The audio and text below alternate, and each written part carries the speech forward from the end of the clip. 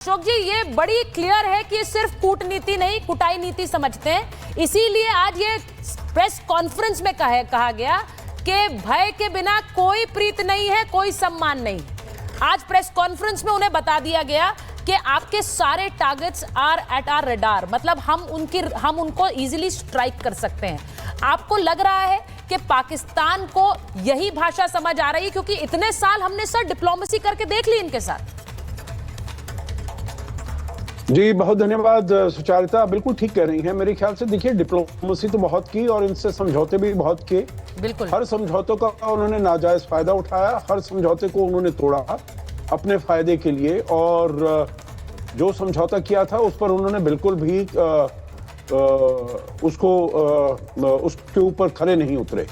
तो बिल्कुल अब यही हम तो देखिए अपना जो नया नॉर्मल बना रहे हैं, वहां से अगर आतंकवाद आता है उसको हमने कैसे रिस्पॉन्ड करना है, हम नया नॉर्मल अब बना रहे हैं।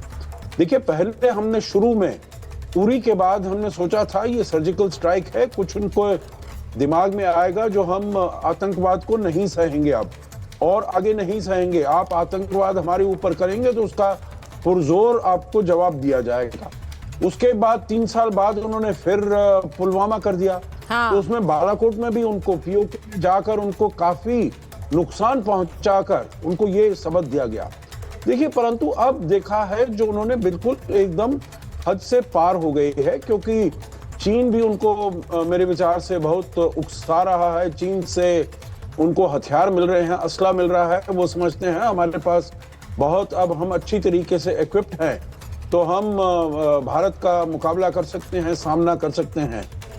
परंतु अब हमने देखा है जो ये बिल्कुल भी ऐसा नहीं चलने वाला है। हमने इसको अपनी डॉक्ट्रिन को ही बदल दिया है। इसको अगर मोदी डॉक्ट्रिन कहा जाए तो मेरे ख्याल से बिल्कुल ठीक होगा।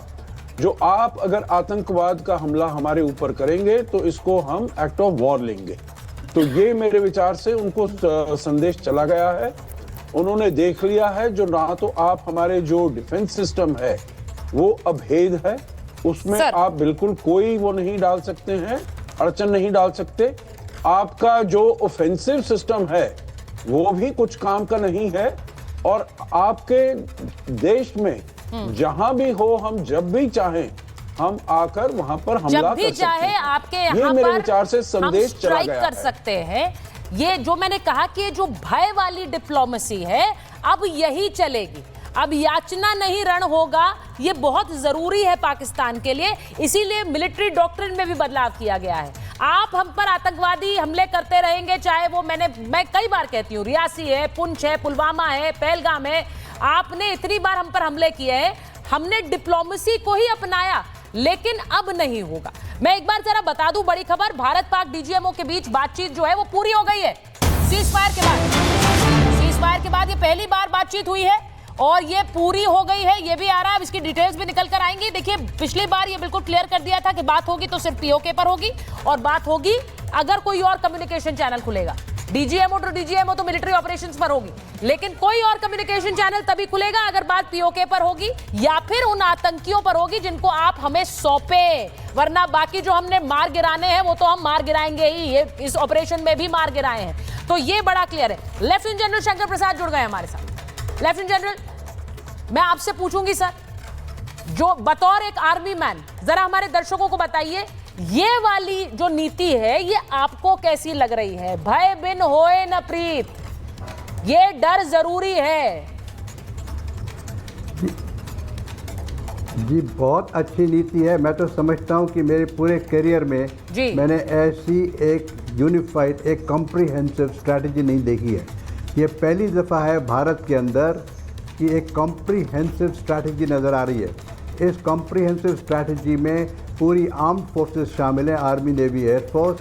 इसमें सरकार के सब महकमे शामिल हैं, इसमें फॉरेन मिनिस्ट्री शामिल है, इसमें इकोनॉमिक मिनिस्ट्री शामिल है, इसमें इरिगेशन एंड वाटर की मिनिस्ट्री शामिल है, फाइनेंस मिनिस्ट्री शामिल है, और सबसे बड़ा योगदान इंटेलिजेंस ऑर्गेनाइजेशन का, वो सब इसमें। तो इस समय भारत की सेना एक बड़ी मजबूती से, भारत एज ए कंट्री बड़ी मजबूती से लड़ रहा है, और बड़ा मजबूती से लड़ने का एक मौका मिला है भारत सरकार को।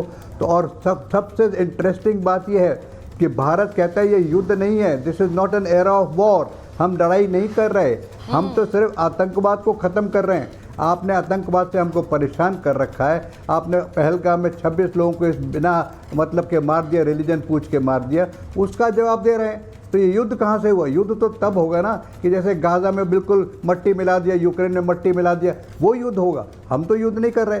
पहले दफ़ा जब हमने हमला किया सिर्फ टेररिस्ट कैंप पर किया ना, और तो कहीं नहीं किया। जितने उनके मिलिट्री से उन पर भी कर सकते थे, नहीं किया ना। आपने उसका जवाब बेवकूफ़ी का दिया तो आपको फिर और उसका जवाब मिला। जब आपने हमारे एयरफील्ड को टारगेट करने की कोशिश की तो हमने आपके एयरफील्ड को टारगेट करने की कोशिश की। अब दुख की बात यह उनके लिए कि हमारे यहाँ कोई नुकसान हुआ नहीं, उनके हम गए तो सारा नुकसान हो गया। तो उनके जितने भी फॉरवर्ड लाइन के एयर बेसेस हैं सब नष्ट हो गए, और उसकी वजह से उनकी एयर पावर ज़ीरो हो गई, रडार नष्ट हो गए। तो आज की तारीख में उनकी ये हालत हो गई है कि ना तो उनके पास कोई डिप्लोमेसी का सलूशन है, ना कोई मिलिट्री सलूशन है, ना कोई इकोनॉमिक सलूशन है। बड़ी मुश्किल से रोड हो के कुछ 2.4 बिलियन मिले हैं, वो भी 2-3 हिस्सों में बट के मिलेंगे, और वो भी कंडीशनल हैं। अभी पूरा सामान तो आया नहीं, पूरा पैसा तो आया नहीं है, और इसी प्रकार से चलते रहे। पूरे विश्व में आज पाकिस्तान की एक छवि खड़ी हो गई है, they are a nation that supports terrorism, और टेररिज्म से लड़ने के लिए सारा विश्व तैयार है। तो भारत के साथ तो सारा विश्व खड़ा हुआ है। Entire world is with India. वो कहती है जी बड़ी जबरदस्त रणनीति निकाली है, आपने स्ट्रैटेजी निकाली है, आपने डॉक्ट्रिन निकाली है। खुलकर कहती हूँ कि हमें गर्व है आप जैसे ऑफिसर्स पर। हमारे कितने देखिए कितने वरिष्ठ सीनियर ऑफिसर्स हैं, आप हैं, मेजर जनरल सिवाज बैठे हैं, कर्नल नैन बैठे हुए हैं, डिप्लोमेसी के जो मास्टर हैं अशोक जी यहाँ बैठे हुए हैं, दुबे जी बैठे हुए हैं। मुझे गर्व होता है अपने देश के ऑफिसर्स पर सर, लेकिन इनके देश में ऑफिसर्स सिर्फ एक जिहादी कैंप चला रहे हैं, और वो उनका खुद का कन्फेशन है।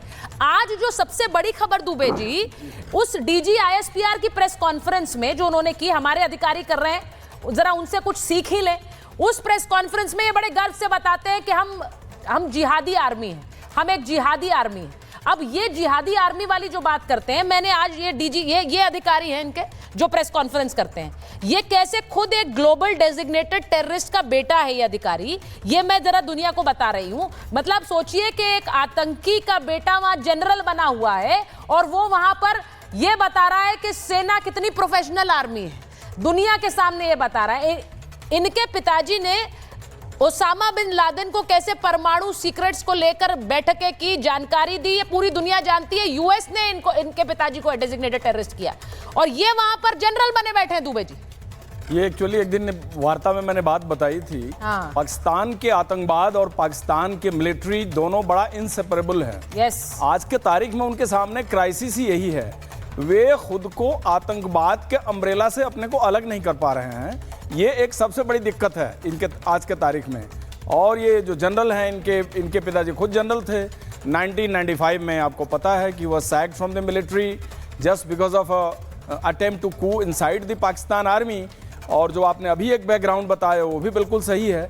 तो कहने का मतलब है कि ये पूरा रशियन फोर्सेज के अगेंस्ट अफगानिस्तान के अंदर जो 10 साल इन्होंने एक जिहाद छेड़ा, मुजाहिदीन खड़ा किए, उनको ट्रेन किया, उनको इक्विप किया, ये सबकी जो सरजमी तो पाकिस्तान ही रही है। उसके बाद जहां शांति की बात आप कर रही हैं, तो सॉफ्ट एक्सचेंजेस में आप 26/11 का देख लीजिए। 26/11 के मुंबई के हमला 172 लोगों का कत्ल किया इसी लश्कर तोयबा ने। उस कत्ल के बाद इन्वेस्टिगेशन, सबूतों का पुलिंदा, और वो तो लकीली हमको कसाब मिल गया। तो वर्ल्ड फोरम में कम से कम पाकिस्तान इस बात को लेकर एक्सपोज हुआ, और उसे पहली बार एक्सेप्ट करना पड़ा, हाँ ये हमारा नेशनल है। तो पूरा ही डायरेक्शन इसी मुरीदके से हो रहा था।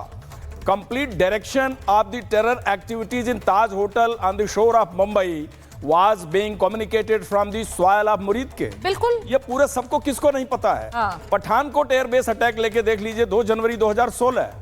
SIT, शायद हिस्ट्री में पहली बार SIT बनी होगी, संयुक्त इन्वेस्टिगेशन टीम, जिसमें पाकिस्तान की DIG लाहौर, ISI का colonel, I mean the complete team had visited to Delhi. What was the result? There was no result, nothing. How we can trust a sovereign government of the Pakistan that they will cooperate in investigating a terror related cases? They are part of the terrorism. Yes. तो उनको कैसे आप अलग कर सकते हैं? और आप जो बात कह रहे हैं, एक बार कर्नल नैन को लाइए जरा स्क्रीन पर। कर्नल नैन, पाकिस्तान आर्मी जिहाद पर चलती है, इनका जनरल जिहाद कर रहा है।